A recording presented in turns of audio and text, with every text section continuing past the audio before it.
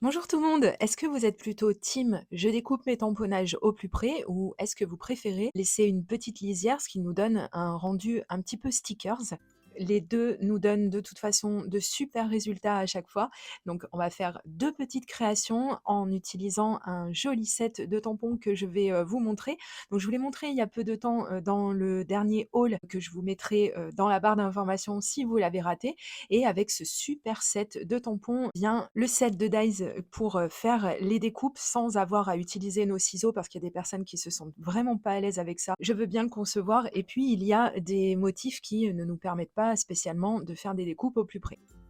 Ici, on va déjà se contenter de sortir sa plateforme d'aide au tamponnage puisque vous le savez si vous suivez mes vidéos, je ne peux plus m'en passer. Moi, ça fait des années que je possède la mienne et bien qu'elle ne soit plus fabriquée, vous pouvez soit vous en fabriquer une si vous avez un petit peu, envie de faire les choses par vous-même ou je vous mettrai un équivalent de la mienne qui est très, très bien dans la barre d'informations. Comme d'habitude, vous retrouvez tout le matériel là-bas.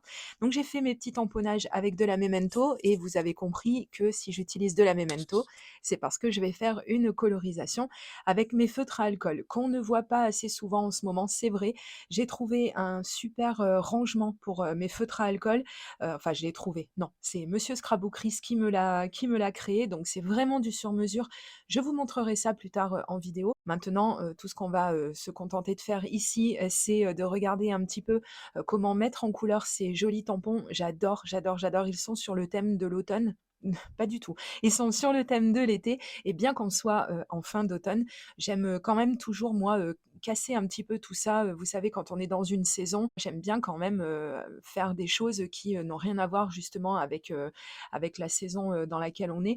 Donc là, moi je suis clairement j'aime tellement l'été, le beau temps et cetera que, j'ai pas pu attendre, l'été prochain et d'utiliser tout de suite, ce joli set de tampons parce qu'il est vraiment super à mettre en couleur. Je peux vous le conseiller parce que vraiment il tamponne très, très bien et donc il coûte vraiment pas cher que ce soit juste le set de tampons ou le set de tampons avec le set de dies qui va venir, vous aider pour la découpe. On va voir ça un petit peu plus loin. J'ai commencé à mettre en couleur et donc je vous ai montré que là, j'ai seulement utilisé 2 couleurs parce que j'avais pas spécialement envie d'en utiliser plus.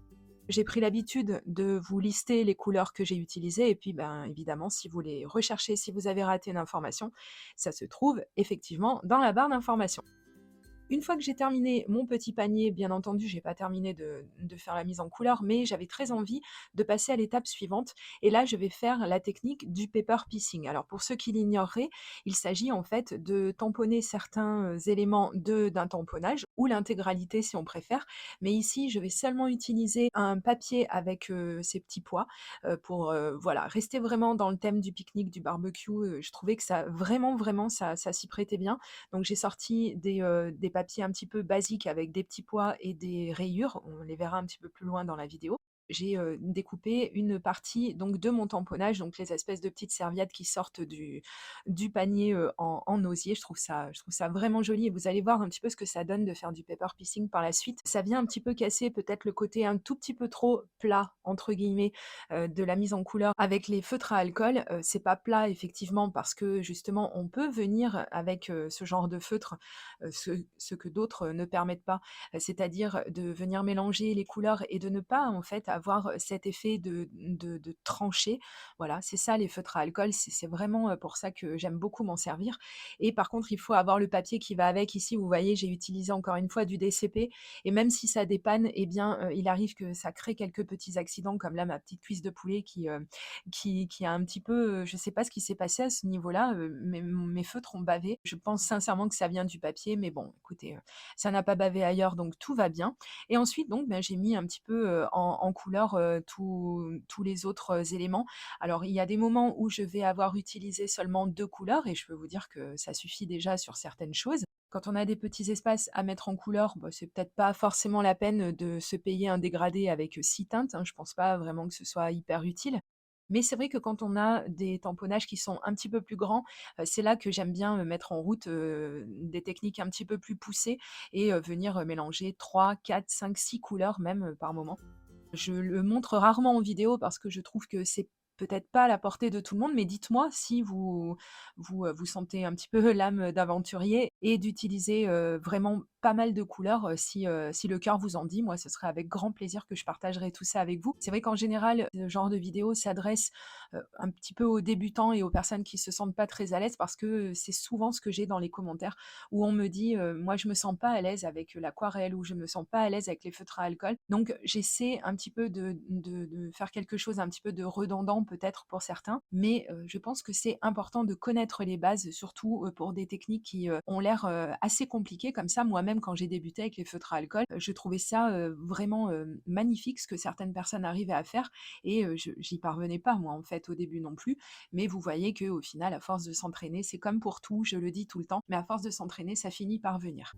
Donc voilà pourquoi, j'ai tendance à n'utiliser que 2 voire 3 couleurs pour essayer de mettre un petit peu tout le monde, à l'aise et puis, une fois que vous vous sentirez à l'aise, on pourra, passer à la vitesse supérieure. Je vous ai montré que j'ai fait une partie des découpes avec mes ciseaux puisque je voulais mettre, côte à côte les 2 rendus, puisque, personnellement, moi, j'ai quand même du mal à choisir entre les 2 rendus.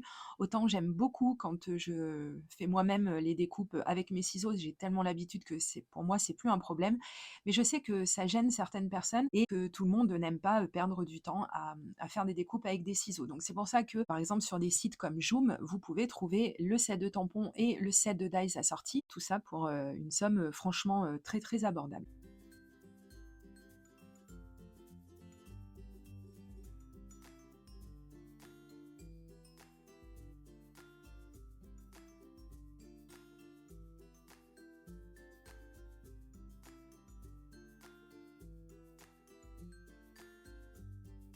Je vais vous donner 2 astuces, pas une mais 2, pour bien aligner vos tamponnages avec le die correspondant, puisque ça, c'est pareil, c'est pas toujours évident à faire et je vais vous montrer effectivement que là, par exemple, je n'ai pas, tenu compte, des 2 méthodes que je vais vous donner et vous voyez que ma petite cuisse de poulet eh bien, même si elle est toute mignonne, il y a des endroits sur, certains côtés, en fait, où, on voit que c'est pas centré. Alors évidemment, c'est si on fait madame chichi prout prout et qu'on accorde beaucoup d'importance aux détails, c'est quand même très, très joli. Mais c'est sûr que si on a un petit peu l'œil, on va s'apercevoir qu'on est un petit peu excentré.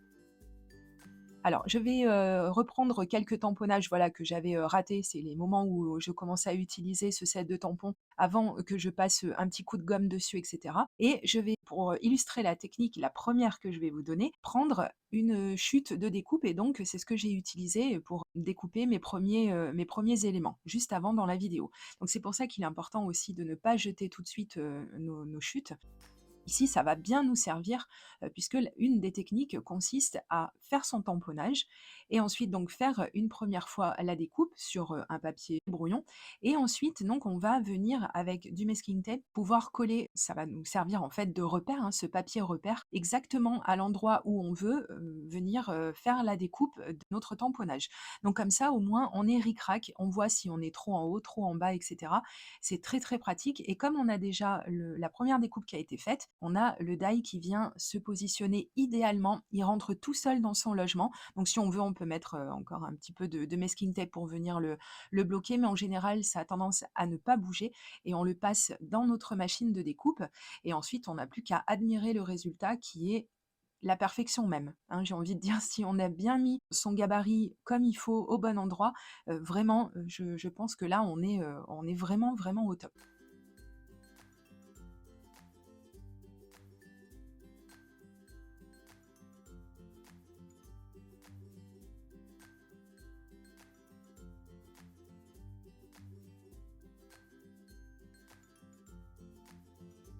Il y a une autre, astuce qui consiste à faire un petit peu l'inverse, donc je vais déjà faire une première découpe sur un papier blanc et je viendrai faire donc le tamponnage par la suite. Vous voyez, c'est exactement la technique que je viens de vous indiquer, mais en sens inverse. C'est-à-dire que cette fois-ci, on va partir avec la découpe et c'est sur la découpe directement, qu'on va venir faire notre tamponnage.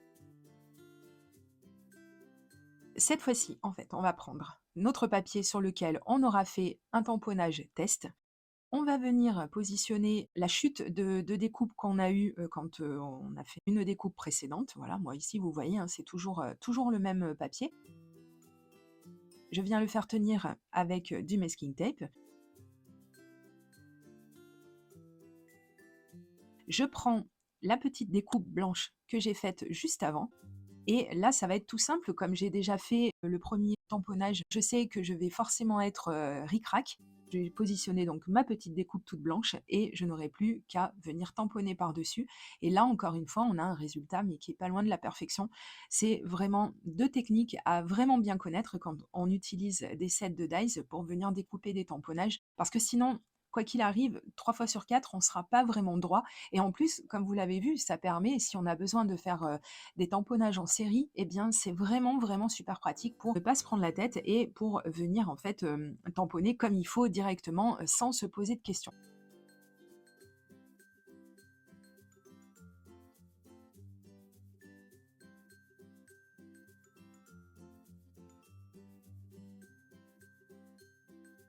Donc voici un petit peu ce que ça peut donner pour l'instant.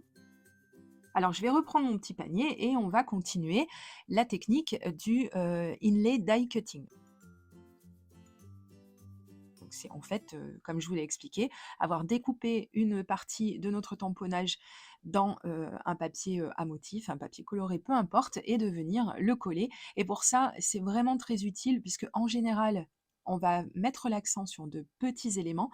Donc c'est vrai que pour venir coller, j'aime beaucoup, beaucoup mon stylo Quicky Glue. J'arrête pas de vous en parler, mais vous le voyez depuis des années dans mes vidéos de toute façon, et ma pince tweezer puisque souvent les 2, je les utilise ensemble et je pense que vous aussi, puisque c'est pince inversée comme ça, mais c'est vraiment, vraiment le top du top dans le scrap. Ça permet de saisir des petits éléments, c'est vraiment pratique.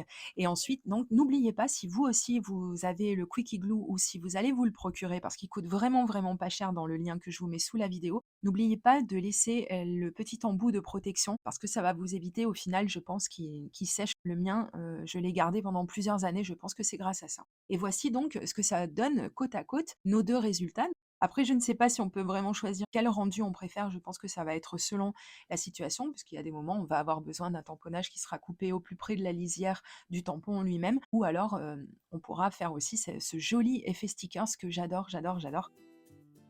Alors ce qu'on va faire, on va faire une petite carte ensemble et puis juste après on fera une carte de Project Life, enfin que j'ai tournée en tant que carte de Project Life. Donc je vais prendre un papier marron, voilà. J'avais très envie d'utiliser ce genre de papier, vous allez vite comprendre pourquoi. Donc je l'ai retaillé aux mesures qui m'intéressaient. J'ai enlevé un demi centimètre de chaque côté de mon fond de carte, comme ça va de ma base de carte, pardon, comme ça va laisser à mon fond de carte une lisière blanche, ce qui va lui donner un petit peu de relief naturellement. C'est très très bien. Ensuite, je vais utiliser ce set de chez Action que je ne vais pas du tout utiliser comme il devrait l'être, c'est-à-dire pour faire un appareil photo, même s'il est très très bien ce set de tampons, j'aime bien.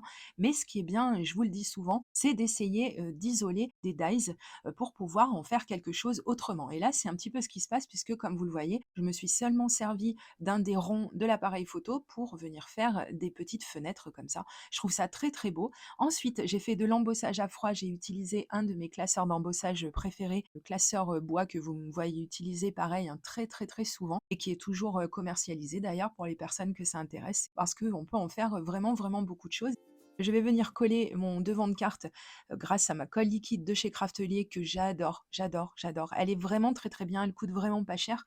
Et en plus, avec la colle liquide, eh ben, ça permet de venir ajuster si on n'est pas parti très droit. J'ai tamponné le petit texte de ma carte. C'est un texte donc, qui figure, comme vous l'avez vu, sur le set de tampons. Ensuite, je vais prendre mes petits éléments et pareil avec mon stylo Quicky Glue et donc ma pince inversée, ma pince tweezer, je vais pouvoir venir positionner tout ça le plus facilement du monde.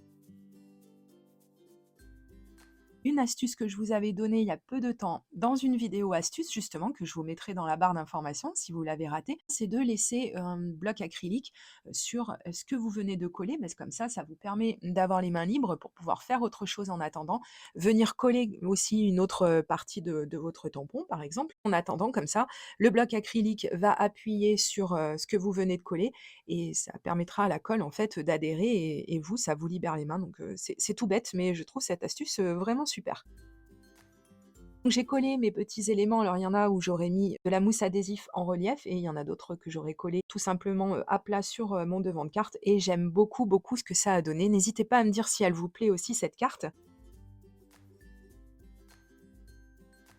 Et on va enchaîner sur la carte de Project Live. Donc j'ai créé un petit fond sur un papier complètement blanc. Donc j'ai utilisé 2 Distress et ensuite, j'ai utilisé une chute. Vous voyez, c'est le papier que j'ai utilisé, pour, faire la technique du inlay die cutting, mais c'est, l'envers qui celui-ci, a des rayures. J'adore les papiers à rayures, moi j'aime beaucoup, beaucoup. C'est tellement simple et en même temps, je trouve ça tellement efficace et puis, bah, là, je vais venir, comme j'ai fait, pour la carte précédente, sceller un petit peu tous les éléments, comme je les voyais, dans ma tête, en fait, hein. Je voulais pas quelque chose de trop, trop chargé, mais celle-ci, je la trouve vraiment jolie. Cette carte, elle va donc, aller, embellir, mes cartes de Project Life puisque je suis toujours restée en été, moi, dans mon Project Life. Je suis un petit peu en retard, un petit peu seulement. Voici mes 2 petites créations du jour, donc je trouve ça, c'est frais. J'aime beaucoup, beaucoup et puis, et bah, ça réchauffe un petit peu le cœur parce que là, ça y est, il commence à faire bien froid, de se rappeler, de ce qu'on a fait cet été, des barbecues et cetera et puis pour l'été prochain aussi, hein, ça va peut-être nous aider à voir l'hiver passer plus vite. Donc, bah, écoutez, j'espère que ces 2 créations vous ont plu et je vous dis à très, très bientôt pour de prochaines vidéos créations. Gros bisous, bye bye.